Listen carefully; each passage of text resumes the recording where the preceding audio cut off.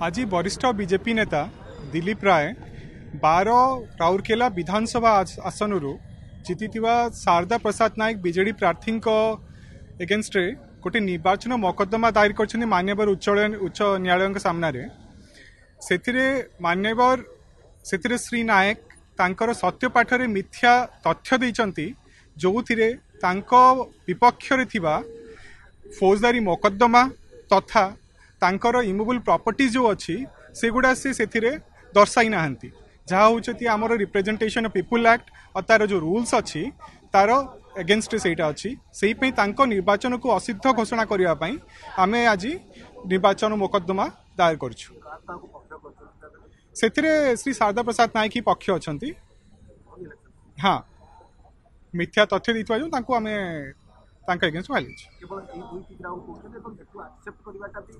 ताको जो nomination paper को